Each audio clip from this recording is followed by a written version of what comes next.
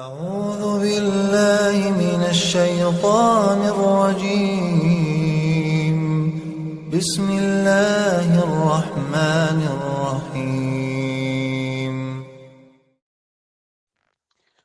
الحمد للہ وکفا سلام علی عباده الذین اصطفى اما بعد۔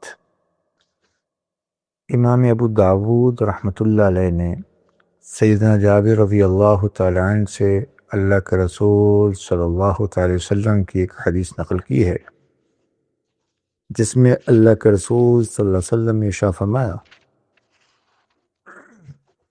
انما شفاء العی السؤال،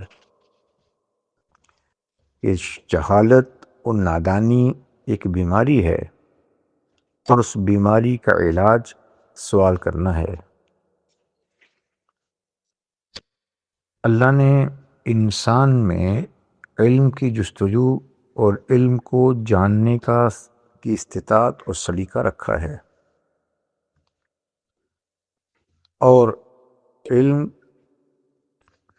کے ذریعے سے انسان اپنے نادانی کو، جہالت کو دور کرتا ہے۔ لہٰذا جب تک کسی چیز کا علم نہیں، انسان اس سے ناواقف اور نادان ہوتا۔ اب طلب العلم فریضۃ علی کل مسلم، اللہ کے احکامات کو سمجھنا کہ ان پر عمل کروں، یہ ہر مسلمان پر لازم ہے کہ اس وقت میرے اللہ کا کون سا حکم میری جانب متوجہ ہے،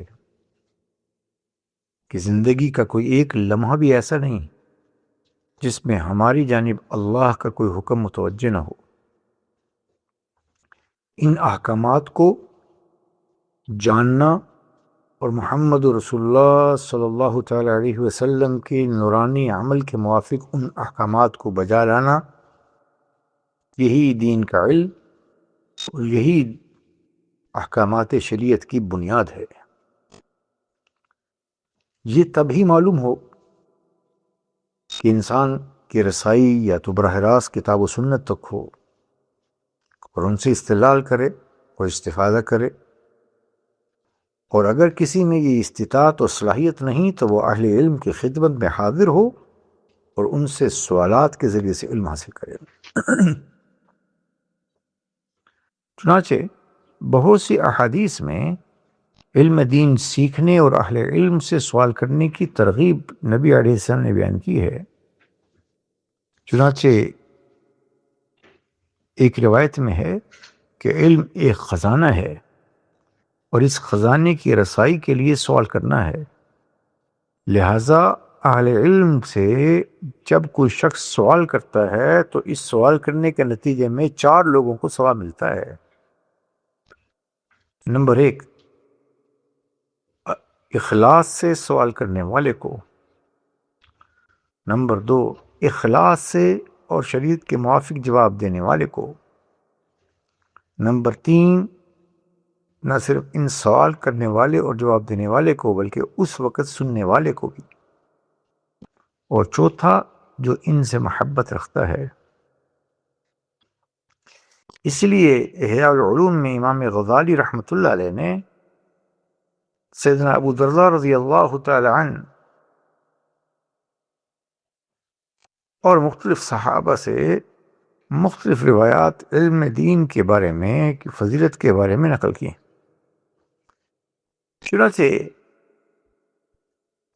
امام ابو داود رحمہ اللہ کا مقولہ مشہور ہے کہ میں دین کا ایک مسئلہ سیکھوں، یہ میرے نزدیک پوری رات کی شب بیداری سے بہتر ہے۔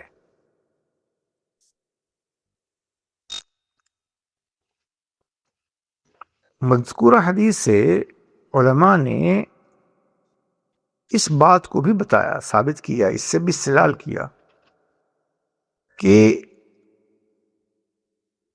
جب کسی شخص کو کسی پر اعتماد ہو اور وہ اسی سے مسئلہ پوچھ لے تو یہ ان کے لیے، وہ بیمار ہیں گویا کہ، تو ان سوال کرنا ان کی بیماری کی شفا کا ذریعہ بنتا ہے، اور یہ بیعینی اللہ کا حکم ہے، فَاسْأَلُوا أَهْلَ الذِّكْرِ إِن كُنتُمْ لَا تَعْلَمُونَ۔